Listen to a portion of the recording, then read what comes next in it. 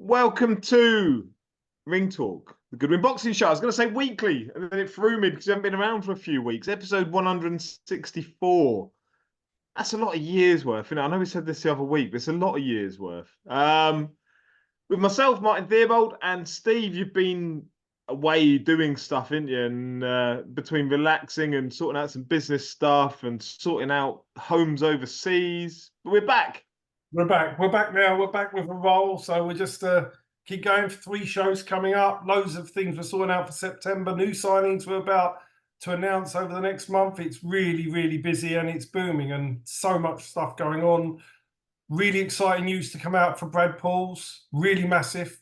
Is it? You haven't even told me about this. I'll tell you as soon as we finish. But it's really, really exciting stuff for Brad Pauls coming out to be announced soon. Zach Shelley, British title fight, probably July, August now, which I think he wins. Lots of things to look forward to. And so we've been really, really busy with it all. Yeah, brilliant. You're just filling me in on some future plans for the September Box Mania show. We won't talk about that just yet, but I can tell people that they are, like, that show is looking ridiculous. Yeah, we'll come on to that in due course. We can give them a date, 21st of September. If you're going to go to one boxing show this year, 21st of September at York Hall is the one. Yeah, there are eliminators, title fights, big names that people will be familiar with from TV fights going on that card. So yeah, keep that date in September free because it's ridiculous. Prior to that, the big fight this weekend is it your call, right? Your show. Absolutely. The big fight. Yeah. The debut of Jamie Bradley, Tottenham supporter just like you. So therefore, there you go. Tottenham supporter. He's still celebrating Man City's title win, I heard. Yeah. So no, this weekend you got a show down at York Hall. You got a couple of, as you class them as development shows. Prior to Box Mania on June the 8th. Do you want to run through? We'll go through this weekend one now, and then we'll look at next weekend. We'll start off with Jamie Bradley, Tottenham supporter, massive ticket seller, making his debut. It's going to be absolutely electric in there. He's a welter stroke super welter, trained by Ollie Patterson, blast from the past. Is he? Yeah, Ollie, the first pro fighter. So that's really exciting as well. Be great to see. Ollie's will be a brilliant trainer, and it's great to see him in the corner. I don't think he's given up on his career yet, Ollie. I don't think he's finished yet. But I was going to ask, has Ollie ever officially? I know he went into the fire services and he set his own gym up, didn't he? He's a lovely bloke, Ollie. I've really a lot of time for him. Yeah, we obviously had him for 3 years, and so yeah, I mean it's Let's just say that he was flying with us, and then it derailed a little bit. So he should never have left. I'll say it. There you go. I think he'd probably say the same thing. So, but he's back as trainer for Jamie Bradley. I'm really looking forward to Ollie having his first fight, and I'm looking forward to seeing Jamie Bradley in the ring. I think he could be a very good fighter in time, and we'll develop him. And I think he could be a very, very exciting prospect in London. And I wouldn't even be surprised to see him on TV shows in the next 18 months. I think he could be. He has charisma, character, determination, skill set. Following. Well, that's the only negative. So he's fighting. He's making his debut. So if you're getting there, he'll be on about 7 o'clock. We're starting at 6, aiming to finish at 9:15, so that everybody can get home or to the pub to watch the Fury Usyk fight. So sensible. Done that. So elsewhere, debut of another fighter who I really rate, Ed Chatty, Zach Shelley's sparring partner. Trained by Matthew Hurst. I've seen him spar Zach. He's going to be a big star of boxing, Ed Chatty. Good amateur, but not didn't have a lot of experience, but there's a lot of talent there, a lot of talent. And I'm really looking forward to seeing him. Mitchell Frierson, who courageously and heroically fought Brad Pauls for the English. And doesn't that look a good performance after Brad against Heaney? Mitchell's on the comeback trail. He's got a 6th round against Jordan Granham, and then we're going to be looking for title shots down the line for Mitchell, and he's capable of winning titles. But he's had a baby, he's had some time off, and he's back, so I'm looking forward to seeing Mitchell back. Ellis Stewart, 7-0, developing slowly, not in the limelight, bit by bit, improving and improving. His last performance was the best. We're slowly but surely building him, and we'll be pressing the buttons at some point in line with what his dad Terry wants to do. But he's fight number 8 this weekend. Tyler Chambers, who I was absolutely shell-shocked in his last fight. He lost his second fight. I don't know what happened, but sometimes in a career, things can derail early on. But I still got faith in him to be a real good fighter in time. He's back. Josh Burnham's got a young Albanian by the name of Ellison Suki, who's 1-0. He's on the show, and they've got high hopes for him in the future. Tom Simmons, who's our recent heavyweight signing, he has his first fight under our banner, and he takes on a lad called Christian Uwaka, who's only had one fight as a heavyweight. He's coming to win, so that could be a bit of a humdinger, but I'm obviously confident Tom will do it. Joe Elfid's got a fighter called Alex Cole, who's having a warm-up for a big fight. He's fighting on the show. And finally, Ali from Stonebridge Boxing, who we've worked with for many years. He's got a very, very promising light heavyweight named Vissam Abada, and he takes on Tom Ramsden. And that's going to be a good little clash as well. So it's a real good development show with lots of interest, lots of fighters to watch that are going to make it and make the big fights. So it's a really, really interesting card. I'm really looking forward to it. Pick up 3 things out there. There's lots of names in there, some that I'm unfamiliar with, if I'm honest, but will become familiar with over time, and that's the beauty of these. But Ali at Stonebridge never brings a bad fighter down. Just a pool full of talent down at that gym.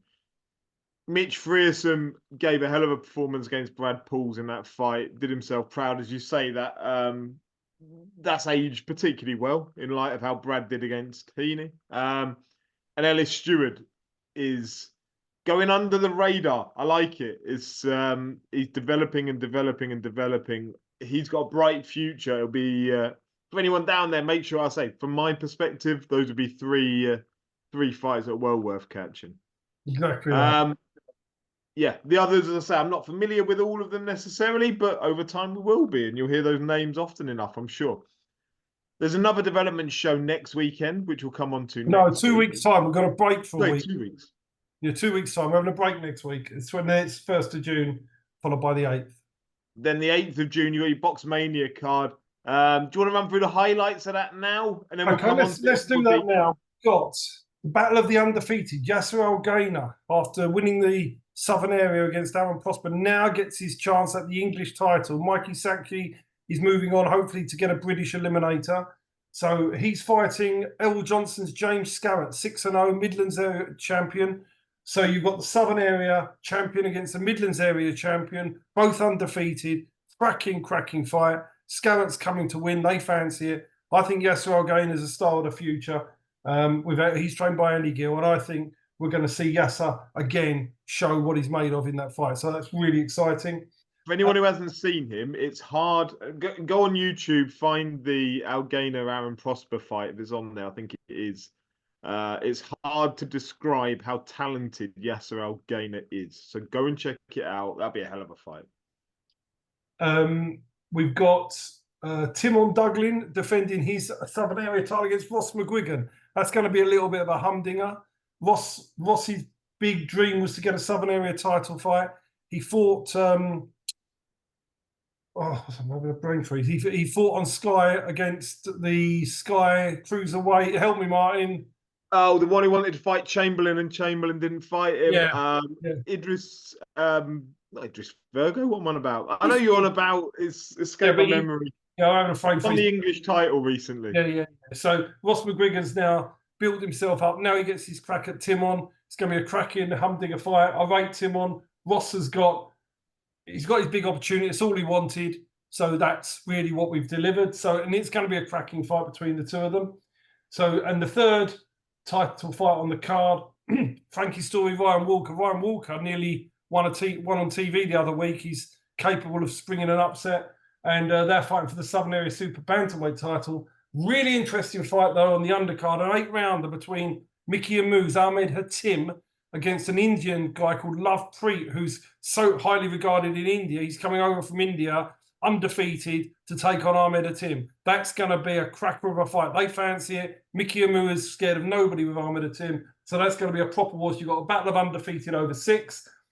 Dennis Balatzi's back out. He's fighting a chap called Lucky Benawell, 7-3. Dennis is having his fourth fight. Dennis is a real improving fighter. So that's going to be a cracker. Again, no gimmies here. Lauren Parker, the female European champion, has a fight while she's waiting for a European title fight later in September time. She fights a lady called Kamaljeet Kaur, who's 2 out of 3. Lauren didn't want to fight, ideally, a typical journeywoman. She wanted somebody who's going to come and have a go and try and win. She's got that. I'm expecting Lauren to put on a real show and a real demonstration. So that's really exciting. Denis Denikchev is back after his loss for the English title. He's back in a 6th rounder against somebody with a positive record. George O'Leary, who's a really outstanding prospect, he's back in the mix, having his 2nd pro fight for us. Dean Gardner of Alex Wilkes building towards titles. I'm sure Alex will be pushing in for titles very shortly after this fight. And finally, Mickey Moo's got another one, a light heavyweight, trained by Andy Gill. His name's Valentin Mogos, who's highly regarded by them. He's boxing a world of 4-rounder against Harry Matthews. There are literally 3 title fights. Battle of the undefeated. Lauren Parker, European champion, against somebody coming to win. Dennis Balatzi against somebody with a positive record coming to win. A cracking card, a real card that people should get down for. Finish. Agreed. There you go. June the 8th. So go and get tickets for that. That's again a ridiculous. It'll be the big show feel as well. It'll be if you haven't been to a Box Mania, I can promise you they are good, but then they feel better with what sort of goes on around it. So yeah, make sure you're down there. Vidal Riley, that's the one. Yeah, that's who Ross McGuigan fought. Yeah. Yeah, so no, that's an overview. We'll preview it properly nearer the time, but you did a pretty stunning job of it there anyway. Going on to this weekend, Fury Usyk. I'm not going to touch on the undercard because I mean it's a good it's a better undercard than it needs to be. Let's be honest about it. You'd watch it anyway. You don't need an undercard, and it's still good. I mean, Cordina will wipe the floor with Anthony Cacace, I'm sure. But to put Jai Patai against Maris Bradis on there, it's ridiculous. Shows what you can do when making a profit isn't an issue. But Fury Usyk, the big one. Start off with a prediction, then we'll work backwards as to how you get there. I'm going for Usyk. Not with massive conviction, but I think he's got the tactical nous to cause Fury problems. I'm not sure.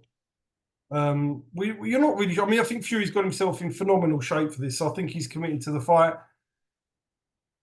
I just have a feeling that Usyk may have too much ring nous for him. It may be Fury's too big, maybe, but I think that Usyk has got plenty of ring nous. I think there's a lot of people in this country now going to want Usyk to win as well. Believe it or not, you always want a lot of the Brits to get behind the Brit, but the people I've spoken to, I'd say more than 50% want Fury to lose, especially with what's happened this week. I was going to say, I don't even think it's necessarily about Tyson. I think it's about the antics of the group. Yeah. It's not a great look for boxing, is it? Let's be honest. It's pretty ugly. Everything that's gone on thus far, you know, John Fury out there headbutting some bloke who looks like a child. Yeah, I mean, not to give it the airtime and oxygen that it frankly doesn't deserve. Yeah, if they were just on a personality level, Usyk seems like a lovely bloke who's out there doing the best for his family, his country, etc., etc. Not to say Tyson isn't, but those around him, it doesn't sit well to me as a reflection of the sport. No, I remember going to America to watch Lennox Lewis fight Evander Holyfield, and I know Lennox wasn't a true Brit as such, but I mean, the atmosphere, the British people were there, they were really supportive. I'm not sure this will be the same. I think that's also partly reflective of who goes to Saudi. Nobody, like if it were out in Vegas, for instance, realise some people might have problems going to America, but if it were out in Vegas, then you might get a travelling support. You might get a big number of Brits that want to go for the undisputed heavyweight title fight. Do they really travel out to Saudi? because you can't have that same experience that you'd No, have in Vegas or what, one of those big fight cities. Sort of, I don't think this fight could have happened in Vegas, so am I right? I'd be surprised if it could have happened in America. I don't know for sure, but yeah, it leaves me a little bit hollow. I don't know what it is, and I know Dave Evans, who's the your whip and knows his boxing inside out, back to front, sort of message saying that he hasn't really seen the excitement around this fight that he'd probably anticipate to see. I couldn't agree more. In that, I don't know about you, but I've not had many conversations with people outside of that hardcore boxing contingent that have really sort of shown a massive interest in it. I agree. I agree. It's on Sky Sports, but they're selling it, as a pay-per-view, so you'd expect them to give it coverage. But it's not, say, front and center of BBC Sport. It's not on the front and back pages of a newspaper. Yet it's also the biggest heavyweight title fight, or maybe boxing fight of probably this century. And it's a great fight as well. It's not to diminish what the fight is, but I do wonder if it's a reflection on happening in Saudi, lacking that public sort of critical mass of getting behind it. I don't know. No, I It just agree. feels a bit hollow and empty to me. I think what you find is there's pluses to this Saudi thing, but there's also a lot of negatives as well. I think that's Yeah. really, that's really what Yeah, and maybe that longer term, maybe that changes, and maybe it needs all of this massive fight to sort of get people on board. In 5 years' time, it'll be more of an experience, and they'll build stuff around it. But yeah, I mean that's not to diminish what the fight is or what it stands for, because it's incredible, sort of on every level. And of course, sort of everybody with an interest, everyone with an interest in boxing will be watching it this weekend. Those people that haven't got such an interest, I'm not sure they will be watching it. That's fair. Which, Fair. I haven't heard loads of people telling me I'm going to watch this fight. People will talk to me about the big fights, but I've not had anybody talk to me about this fight. I've had clients in who like boxing. I've been doing financial work this week with them. Nobody spoke to me about the fight. It's really weird. I Really? agree. My sort of barometer on these things is always my dad. He's not mentioned it. Not mentioned it at all. And he's always into the big Yeah. fights. But yeah, there we go. I mean, it's an incredible fight. I said, it's not to dismiss it, it's not to diminish it, but it seems to be lacking something. I don't know. Let's just hope for everybody that it's a great fight and a great spectacle, and all the fighting's done in the ring, and we just witness a really classic heavyweight title fight. Let's just hope that's what we watch. Yeah. And someone who, unfortunately for him, wasn't lacking something. He had something that he shouldn't have had in the first place, by the sounds of it. Conor Benn. Are we back to square one? We are, because I heard an interview today, and they said, "When's he going to fight?" He said, "There's legal action being taken." They asked him if he was if Conor was going up before the board, before the BBFC, and he said legal action is being taken. So obviously you're back again because he doesn't want to obviously go through the normal channels. And you had Eddie Hearn saying he's been treated worse than everybody else. So it's basically around in circles, using the same argument at the start, legal up, and say everybody else is worse. He'd been far better going in there, pleading whatever he wanted to plead, get a ban. He'd have been clear by now.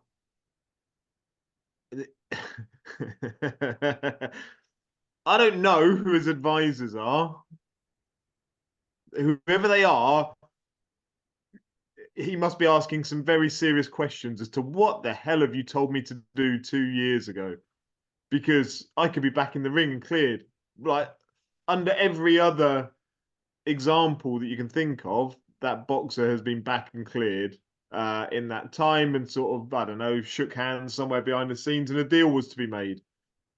This is madness. And you think the way he's treated and his team around him have discussed sort of UCAD and the process, etc., etc., they're not going to be in any rush to resolve this now, are they? It's, if they're treating it as like a cab rank approach of cases coming through, he's not going to get any special treatment out of this. It's The way I I can't look see at it, the the way I result. look at it, this is just nuts. And I just think, he's obviously listening to advice, but it doesn't look like the advice has been very good, does it, to say the least? And yeah, it's just, and when you push somebody into a corner, like the British Boxing Board of Control, and you do it this way with all this vociferous, I'm not listening, you have my license back, I'm doing this, they're going to put their heels in and fight.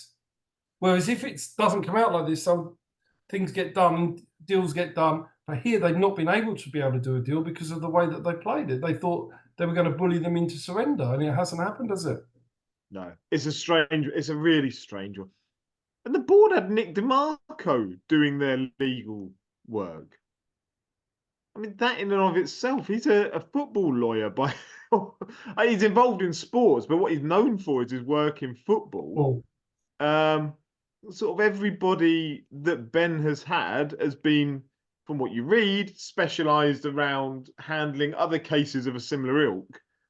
Like the board have got a guy who's come in from the sort of football world and still managed to win the case.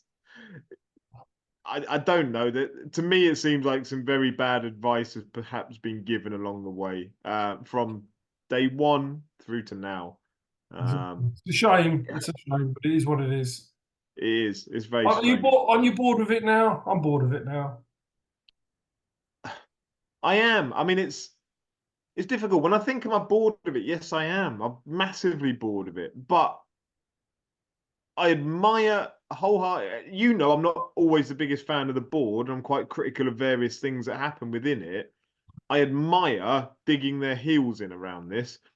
Not to make an example of Conor, but to make an example because you hear Hearn saying, "Oh, it's the first time anyone's ever been treated like this." Da da da da da. Okay, maybe it is, but is that a bad thing? Is it a bad thing that the board are saying, actually, we're taking these drug issues really seriously? Um, I don't think it's a bad thing, and actually, it sort of shows if you treat them with disdain, then they'll put their heels in. So don't treat them with disdain, or UCAD, or drug testing, or Mm. anything that sort of is meant to increase the safety of the fighters. By the way, the sad thing last weekend, wasn't it? Down in Harrow. That shows you what these boxers do. They lay their lives on the line at small hall, medium hall, top, big hall.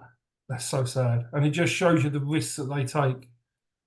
It's just very, very sad. I think, we've all got to realise how hard it is for his family and just shockingly bad. I mean, it was just mortifying news. Just terrible. Just shows you what Yeah. dangers these people put themselves through. And that's why nobody should drug cheat as well.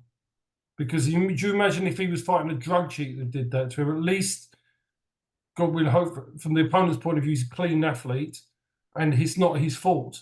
And nobody, it's just been as unfortunate. But the problem when you've got drug cheats fighting, you could harm somebody like that, and that's murder, then, right? Yeah. Yeah.